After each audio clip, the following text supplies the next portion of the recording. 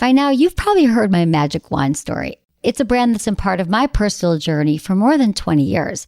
But no matter how many times I sing Magic Wand's praises, I'll never be able to fully capture the story of this incredible brand.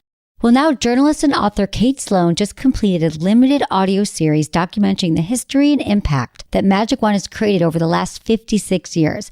It's called Making Magic. And the series chronicles Magic Wand's incredible brand story through interviews with nearly 40 experts, performers, business owners, educators, and fans. So I got a sneak preview of this series, and what I loved is that Kate weaves together snippets from all their interviews into this amazing story arc.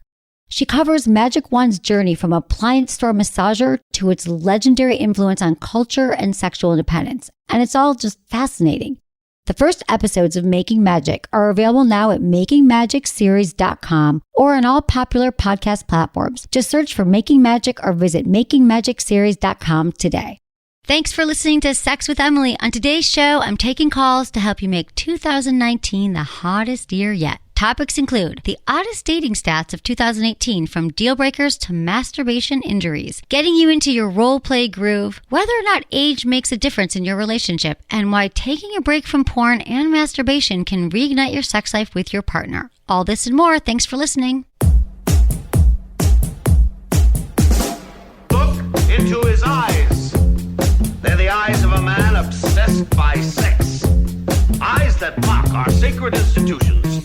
Bedroom eyes, they call them in a bygone day. Hey, Emily, you got a boyfriend? Because my man E here, he just got his heart broken. He thinks you're kind of cute. A girl's got to have her standards. Oh, my. Do women know about shrinkage? Isn't it common knowledge? What do you mean, like laundry? It shrinks? Can we not talk about sex so much? Are you kidding me? Oh my God, it feels so good. Being bad feels pretty good. But you know, Emily's not the kind of girl you just play with. You're listening to Sex with Emily. We're talking about sex, relationships, and everything in between. For more information, check out sexwithemily.com. All the great things we have going on there to help you have better sex. You can easily comment, subscribe on iTunes. We love when you do that. You can check out our podcast everywhere you listen to podcasts. And also check me out on SiriusXM Radio, Stars Channel 109. I am there weekdays, 5 to 7 p.m. Pacific, 8 to 10 East, and it's been an amazing ride. If you guys check it out on Sirius, if you want, if you don't have Sirius, get a free 30-day trial. Visit sexwithemily.com/SXM, or just call in and ask your questions at those times, because I am there taking your calls. 888-947-8277. You can find me on social media everywhere at Sex with Emily across the board. I'm there, you're there. It's a great time. We came across this in an article, and we thought it was interesting and kind of hilarious. So I talk about, a lot on the show, I talk about tips and tricks and little things how to make your relationships better. And of course, your sex life, because they're all related. But sometimes there's things that just catch our eye and we're like, this is kind of hilarious and interesting and illuminating and insightful. And maybe it'll turn you on. No, who knows? I just threw that in. But, okay, this was the WTF dating and relationship stats of 2018. Like, weird. Like actually weird? Like actually, like really, like there's a lot of things I'm like, yeah, I've heard it all. But these are like, welcome to America. Like, this is what's happening. Especially right now. I know, exactly, right? So here we go. 37% of singles found it unattractive to steal a neighbor's internet. Seems like a funny deal breaker, no? Now, let me tell you something. What does that say about someone? If I'm at someone's house at this point in my life and they're still stealing the neighbor's internet, like, how much is internet now? I mean, it depends on how fast you want it to be. But for something that we're on all the time, you would, it's like, you know. You don't steal your neighbor's car when you go to a 7-Eleven. Like, exactly. You figure out, or you take the bus, right? Or like you figure out another way. You do. And I mean, it's like, I think, I don't know, for right now, like I pay like, I think like $50 a month, but I have like 3 roommates. So it's like $12 a month for internet. It's not a very neighborly thing to do. Right. No, I get it though, but here's the thing. Well, no, I used to split with my roommate in San Francisco, the woman across the hall, but then I paid her $10 a month. So I get it, you guys. Times are tough. It's expensive, but just to steal it. If I was at someone's house, like, take my neighbor's internet. Yeah, like, well, what would you say? Like, if you came across this like wire, in my life, it's like a wire going out the window. Like, he's like, you got to stand closer to their front door. Is that okay? Like, right? No, I wouldn't be cool with that. I love the deal breaker conversation. I'm always like, what are your, like, do people have weird deal breakers? Like, it's funny what would turn someone else's, what is it? Someone else's pleasure, trash is another person's treasure. Well, that's the funniest thing because that's actually my Instagram bio is one man's trash is another man's treasure. Because I always refer to myself as like a garbage human being. I know, which I never liked that because, right. It's not, okay, it's like self-depreciating, but it's not. Like I actually have a very high opinion of myself. I know it's you do. It trips people out, which I think is why I do it the most. But me and my roommate and my best friend, like we just say it all the time, like, oh yeah, you want to have a garbage night? Like, oh, we're just garbage. We're human trash. And they're just like, don't say that about yourself. I'm like, no, I love myself, but I'm garbage. Right, but I don't understand. Okay. I know, you don't get it. I don't like it anymore. I get it, but okay, moving on. Moving on. She's this beautiful human, but I get it's your funny thing with your friend. Okay, 11% of men wanted to date someone more. Like they were excited more after being ghosted by them. If y'all know what ghosting means sound familiar to anyone? You go on a date. Mm-hmm. Things are amazing. You're like, oh my God, we kissed. It was with this connection. Maybe it was the one. I don't want to get too crazy, but we had quite a night. And then, poof. You never hear from them again. Ghosted. And I mean... And then you get ghosted.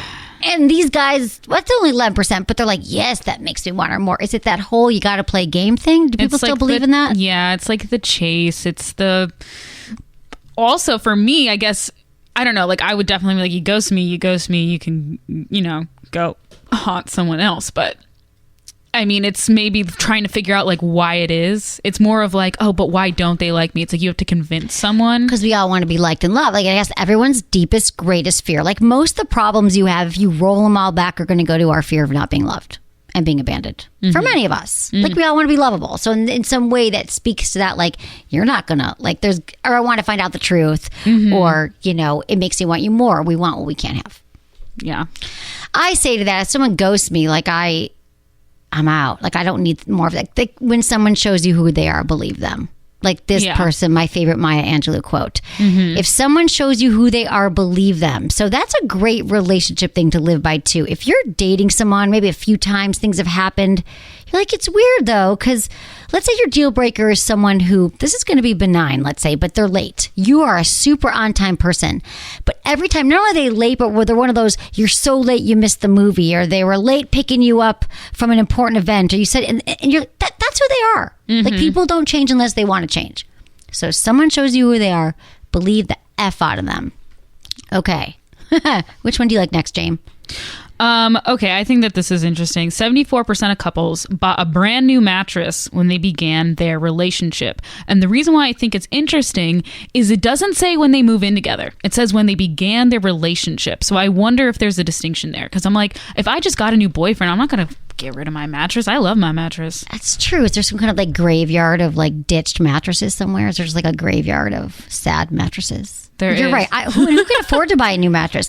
I think there is something to the like whole feng shui. I remember my friend got divorced and she had a bed in her room. And one of our friends in San Francisco, of course, she was like the gypsy with all the like feng shui sexual healing person, came in there and says, no, if you were in this with your ex, you have to get rid of every piece of furniture in your bedroom and the mattress and start over and stuff. But couples, I don't know. It's good for the mattress business, I guess. Good for the mattress but business. But they're couples. Mm-hmm. So does it mean they both bought one? Or if you move in with someone, though, you shouldn't schlep the mattress from the old place. You shouldn't? You think you should get a new one? Yeah, I do. I actually agree with that. But what if you have like just such a great mattress? You can buy it again. It depends how long you've had it. Like I've only had mine a year. Mm-hmm. Like if it was last year, I wasn't having a ton of sex. This year, more so. I could see it. Anyway, what do you guys think about this? Mattress decisions. But mattresses just matter. What if you go to someone's house? So my whole thing is I go to someone, like it's not that I want to throw out their mattress. I actually want to throw out their bedding. Because some guys, and maybe women too, I'm saying, but you got to invest in your bedding. This is just a side note. This is a good dating tip too. Mm-hmm. No more starch. No more starchy sheets that don't match and stuff like that. Because we sleep in it. We stay in our bed. So that's important. Very important. Okay. Married people living in Montana, North Dakota, and Nebraska searched most frequently for sex toys online. I wonder if it's because there's not a lot of sex toys there. Sex toy stores. I thought you were going to say, I wonder if it's because there's not a lot of things to do. That too. I don't know. But I think because there's probably, here we walk out, there's sex toy store. We've got a sex toy store basically in our office, a closet. But that's interesting too. So I'm glad that they're looking for sex toys everywhere though. So that's good. And maybe there's less stores around. That's what I just said. Yeah. There probably aren't a lot of stores in North Dakota. Although if I'm wrong, let me know. Okay, let's see. 29% of singles found it more attractive if their date had an iPhone, blue messages, or you're legit a cop. I just think aren't they green messages if you send it to someone and they're not? Well, that's why it's saying it says blue messages or You're legit a cop, right? Yeah. Yeah. I see that, but I feel like it is sort of a younger hip thing to have an iPhone, but would you judge on it? I mean, I wouldn't judge on it. One, I'm the only person in my family that has an iPhone. Everyone else has now a I'm Galaxy. judging your family, though. Okay, just kidding. No, but I think it's just funny that somehow society has conditioned us to think that people that don't have an iPhone are somehow lesser humans. I agree. I think that's horrible. And to be honest with you, I appreciated Steve Jobs and all his work and the phones, but I think since he died, may him rest in peace, that the phones are not what we thought they were. Like, I feel like there's a lot of problems with them, and I haven't tried a Droid phone in a long time, Android, I say, but maybe we've been a little brainwashed. You get so used to I have everything in front of me is Apple. Don't get me wrong. Don't get angry. I haven't used a PC in years. I'm just saying. Sometimes I'm like, is this really that great? The problems, the new laptops you bought that have problems. It's the user interface. Should we call it Genius Bar right now? Right. Okay. It's like so much easier to use, I think, just because we're so used to it. Like when I use Windows 8, I'm like, what is going on? Like, how do I get? It is true what we're used to, right? Is that what you're saying? Yeah. Well, yeah, and it's just they mass produce them more, and we've been told they're better. So exactly. I don't know. Make your own decisions. Okay. People in Alaska were the most likely to be catfished. LOL, bye. That's why in hilarious. Alaska? Yeah. I mean, more fish? More catfish? More fish? actual catfish. Less people. Less people. And they're like, someone's calling and they're really friendly on the phone. And they've got something to sell me. Do you think they have more online relationships? Maybe it's like cold or inside. Yeah. I don't know. Like, I don't want to leave my bed, but I want to date you. Yeah, because most catfishing is dating stuff. So that's interesting. If you're in Alaska, though, this is a public service announcement. Watch out for those phone calls. Have you been getting a lot of those weird calls lately, like spam calls? I've been getting a ton of them. Anyone else? Like, I got one today said that I was going to prison for something. Or not prison. It said it was like, it barely made sense, but it was like, if you don't answer this call, something bad's going to happen and we're going to come fight. Like, and all, like, I got 3 calls today, messages, weird thing. Not about me doing something wrong. Yeah, but that's I am crazy. very legal. I know, it's crazy. That was scary. That's like not even cool. I know, I'm just sharing all this with you. Okay, so here's this other thing. Don't call me, okay? Unless, just don't call. Okay, 1 in 3 men preferred to be the little spoon.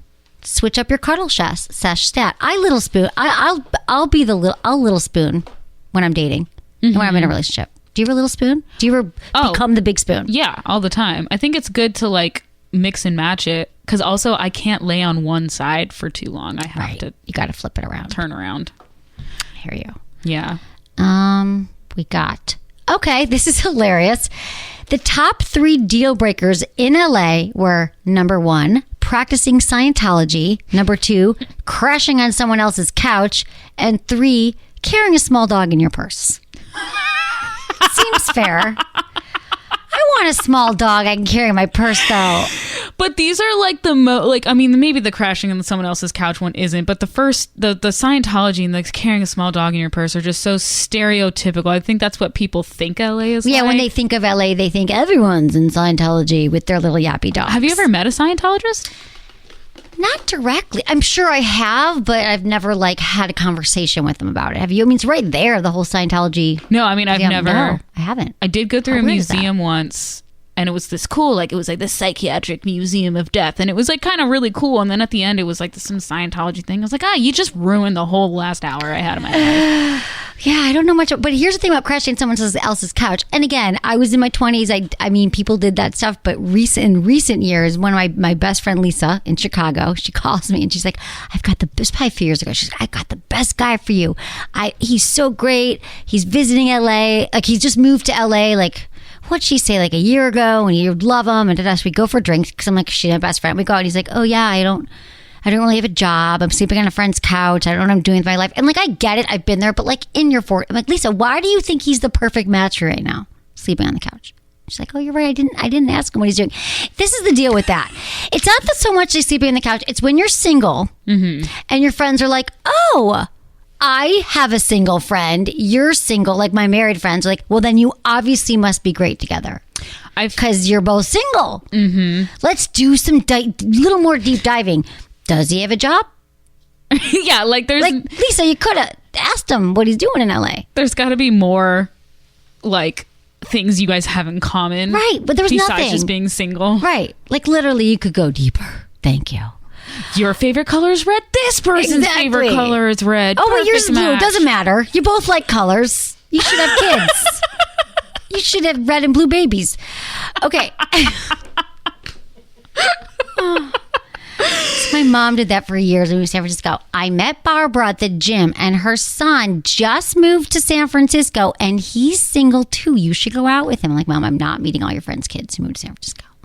Okay, so here's this another one. Denver was the thirstiest city in America. Like, apparently they all just want to get laid in Denver. Have you ever been thriving. You've been to Denver? You've never been to Denver? No. I gave a speech there this year, but it was for 2 minutes, so I barely remember. But yes, I didn't spend a lot of time there. Beautiful city. Yeah, I think so. Everyone's so nice. Everyone is nice. So that's kind of funny to me that they don't actually want relationships just because everyone that I met was just like such a nice person. Yeah. And the only people that annoyed me, I overheard their conversation and they were from California. Oh, see? Were they Scientologists? No. Okay. No, but they had small dogs in They person. did have small dogs everywhere. Okay, this is interesting. 22% of singles use their partner's toothbrush, and 76% never told their partner. Note to self, always keep a spare one around. Okay, here's my thing. This is like the kind of stuff that doesn't surprise me, given that we don't talk about anything, right? Like here we're getting people to say, you know what? Here's how I want you to touch my left breast, my right breast, how I want to have orgasm. This is kind of the same thing. Like, I don't want to be intimate and ask you for your toothbrush. So I'm just going to like not tell you. They just think it's gross. I don't know what that's about. Let's just be honest about everything. Yeah, this signifies to me that they know it's gross. But they were weighing the pros and cons. Do I not brush my teeth or do I use my partner's toothbrush? True. That's good. I say always just swish with some toothpaste. Yeah, I kind of feel like not brushing your teeth is actually more sanitary than using your partner's toothbrush. Totally agree with you. I'm down with that. Yeah. I think we're really actually learning a lot here. Okay, 30% of women snooped in their partner's undie drawers. Nothing to see here. That's interesting. I mean, like, I don't know what men would keep in there besides underwear. Oh, I've done this. Funny you should ask. Funny we're talking about this. Well, Really? I had an ex. Yeah, in San Francisco, we dated for years, and it was so funny because, and he's still one of how I'm with my exes, dear friend. But we used to go, and he just had all of his. It wasn't in his it was in his dresser, but he happened to have. Oh, this happened with another guy too. Okay, this is a pattern, guys. Ready? If you're this dude, call me because I think it's a guy thing. He had a drawer where he kept like underwear or like jewelry that all the other women he's been with have left at his house. Like an earring or a necklace or a thing. Like, first of all, they're going to come back one day. Like, hi, we slept together in 2007, my gold hoop. Like, why did you have them? Have you seen my gold hoop? And that, like, really, I can think of now 2 to 3. And it was drawers. It was like, and they were both totally different guys. One was an LA boyfriend, one was a San Francisco boyfriend, and they kept it. Is it like their badge of honor? Like, I got these treasures here, like a notch on the bedpost, but it's really like panties or a bra. That's some weird Halloween so costume, like weird half to of a me. costume. So you did was your date a mermaid last year? I just found her tail. Would you think that that's? I mean, no, it wouldn't be the equivalent to keeping like a guy's sweatshirt, right? Because at least it's like, okay, No, well, that's I wear the cozy. sweatshirt. Yeah, I do. I sleep in sweatshirts. No, that's just kind of weird because I don't even want to keep my underwear like like around. Like I don't know. You'd think you just throw it away. You know what I mean? Like underwear gets anyway. Oh, you know what? Actually, speaking of this, so a long time ago, I had this person that I was hooked up with regularly, and one night, for whatever, I could not find my underwear. I'm like, where is? I don't know. So I was like, whatever, that's fine. Like over a year later, like after we completely stopped talking to each other, he sends me a picture saying that he found the underwear somewhere randomly. And in my mind, he's just like, do you want it back? I'm like, throw it away. It's been on the corner of your room for like a year. And secondly, I do not believe for a fucking second that you just found that. Right. Well, do you think he was trying to circle back to you? Was he thirsty? I think Jamie. I think it was one of those things where it was just like, guys randomly like chicks' underwear and smell them and stuff. Maybe that's it, but it wasn't just underwear, right? Well, that was, I guess. Oh, I just had another memory. Ready? Yeah, they're all coming flashing back in. I broke up with this guy, and you know me with my vibrators. I was spending a lot of time at his house just years ago, and I one day got a package, and he had wrapped up, it was like the magic wand, like 5 or 6 toys, lubes. He'd wrapped them all up in paper, like newspaper, all my toys, and shipped them back to me, which I thought was kind of nice and weird. Like, I get it, but it was like in a package, and I'm unwrapping all the toys. At least I got them back. Anyway, I thought that was like when he touched them and wrapped them. I thought that was interesting. All right, we're going to take a quick break. When we come back, on to your calls.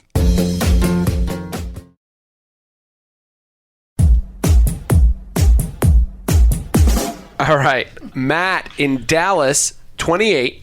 He was a past caller who's on his way to a date with his husband. They're going to pretend they are swingers. Matt!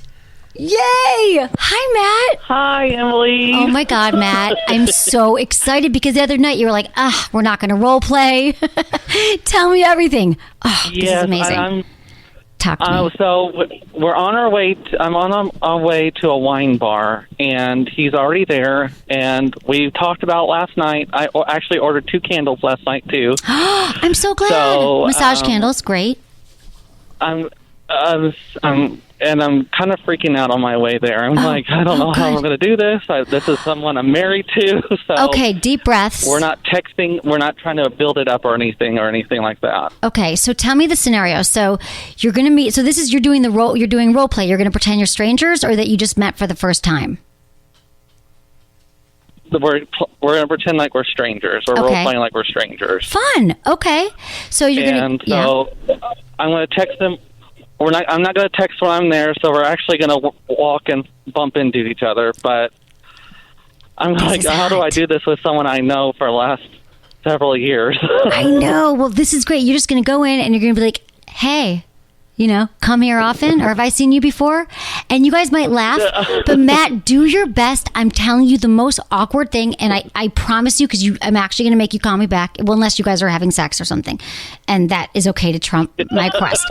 But I'm telling you, the first minute or two, you might giggle, you might laugh, and even if you give in, that's fine. But then once you get through it, he'll be like, oh, yeah, my name is Bob. Who are you? And then you're going to find yourself, I'm telling you, getting into it. And just being like, yeah, my name is, what are you going to call yourself? What's your alter ego name? I think I'm going to just name myself Zach. Zach or Josh. I'm not sure yet. It doesn't matter. See what happens in the moment. And then you could just kind of make up whatever you want. Like, do you have any fantasies? Like, I don't know. Like, do you watch porn? Is there anything, do you have a fantasy that you go to in your head? Ever? Fantasy in my head is basically like voyeur, kind of. Oh, okay. Oh, it's bad to do this in a public spot, but I don't want to do anything illegal. Right. It is illegal. Like this.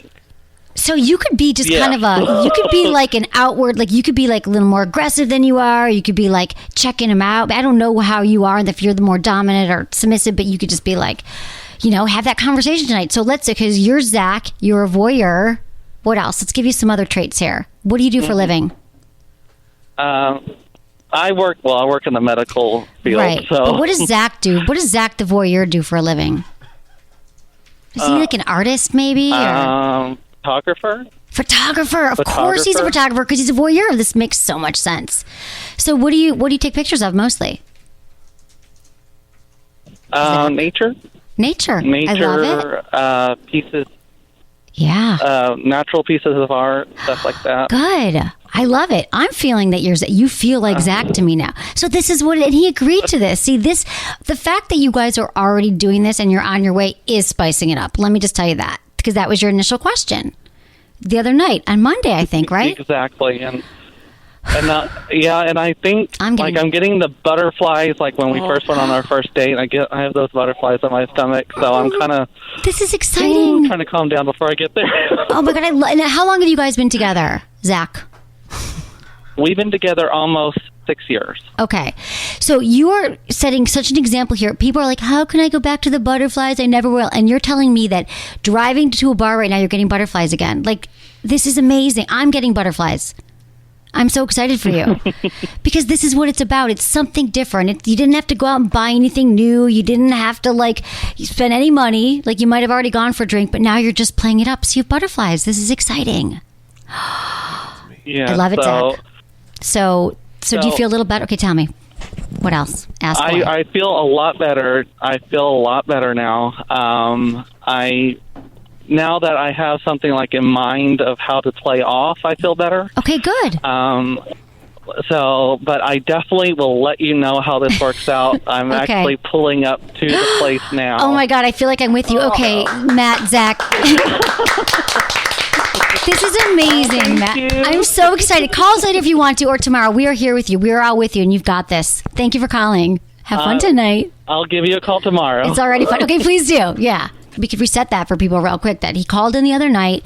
Matt, his partner, they've been together for 6 years, and he was like, I want to spice it up. I don't want to do the silly role play or this or that. And I was like, well, you might like it. Do the sexy stranger thing. And so now they're meeting at a bar. His boyfriend was down, and he's pretending he's someone else, and they're going to see what happens. And he's got the butterflies back. Don't we all want that? We all have the butterflies in this room right we now. I'm pretty so excited. This is what one of the million things I love about doing the show every night on SiriusXM Stars is that we can actually, we're here 10 hours a week. Like, you could try, he'd be talking to him on Monday, and he's already spicing it up by Wednesday. You guys, change can happen like that. It can start with a conversation. It can start with buying something new, talking to your partner. You will change your sex life up for the better.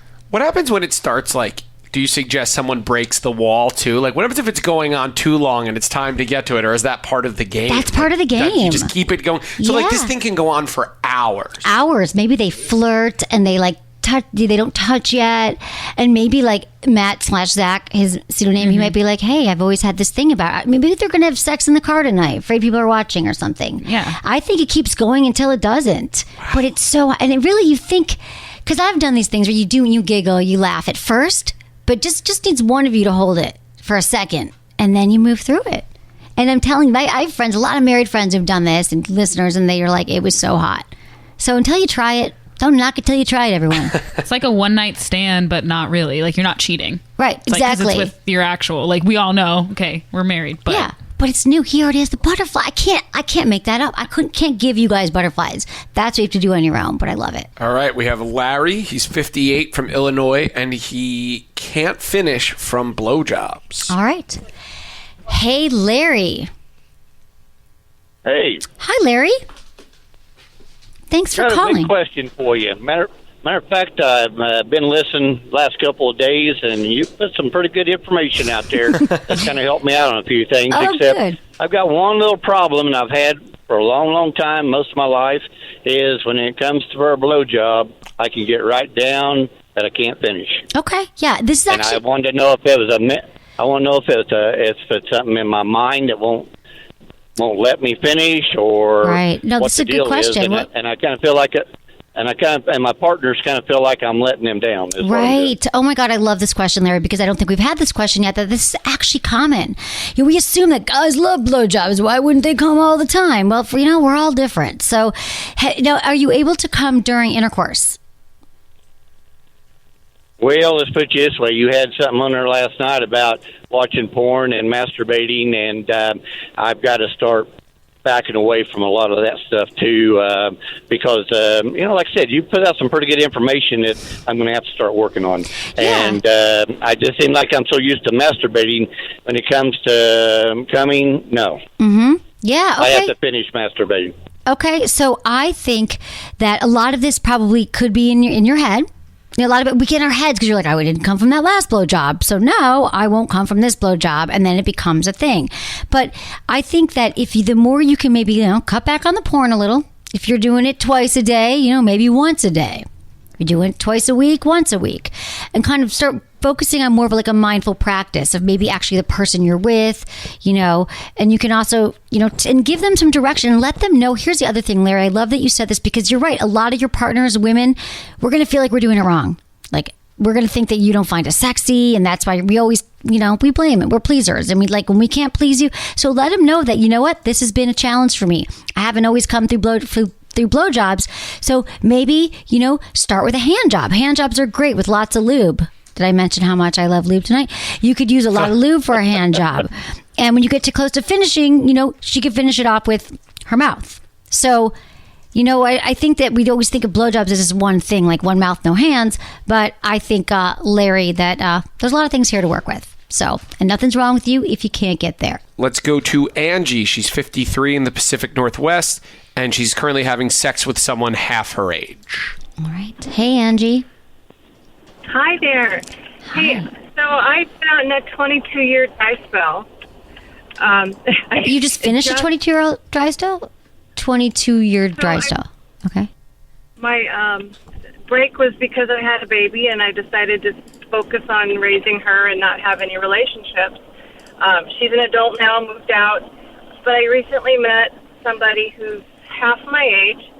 He's interested in older women. He finds them attractive, and so we have engaged in sexting and then have had a couple encounters. And I'm just curious from the mindset of a young man what the attraction is. The attraction is that you're a sexy woman who knows what she wants in bed and knows what she's doing. And that can be really attractive for a lot of guys. He's learning, from you. Maybe he clearly hasn't had as much experience. I always tell people in their 20s, like, you haven't had your best sex yet. You haven't been on the planet long enough probably to know your body. So I think he finds it really attractive that you're an independent woman who knows what you want. Unless there's something else going on and you're like, paying his rent or doing something else. Otherwise, I'm sure he's just... Not at all. Okay. So I think Not that's... at all, but yeah. It just surprises me to find somebody that at his age that wants to go that far with a woman, knowing that there's a huge age difference, and that he even admits that attracts him. Yeah. Or that's attractive. I'm telling you, there's a lot of things that people turn him on. So I'm sure for him, he's got, he finds that really attractive. He's attracted to older women. I think that's completely great and it's fine. And I don't think there's anything other ulterior motives there. And he told you already. So I say have fun with it, Probably, who knows? Is that going to be your lifelong partner? We don't know. But I think for now, I love that you're coming out of your 22-year-old dry spell with someone that obviously I'm sure you're having great sex with too, right? So absolutely. We don't even have to overthink this one. We've got all the answers. Oh. No, I'm not overthinking it. I'm just appreciating the opportunity. Well, we're all appreciating it. How common that is. It's really common. It's way more common than you think. Yeah, it's really common. It's common for women to want to be with older men too, right? I think there are so many things that are common with sex. So yes, I hear this all the time. A lot of my friends in their 40s, 50s are dating younger men, and they've asked me the same things. I'm like, yeah, this happens. Women are amazing. We're attractive, independent, smart. We're not, and it's just something different. A lot of us like variety, right? So it can just be really sexy and hot to be with someone different than where we're at in life. So you can probably both learn a lot from each other.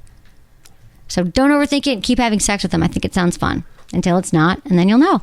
Thanks, Angie. I hope you enjoyed the show. Hope you're enjoying your holiday season. Thanks to my amazing team, Ken, Sarah, intern Michelle, producer Jamie, and Michael. Was it good for you? Email me, feedback@sexwithemily.com.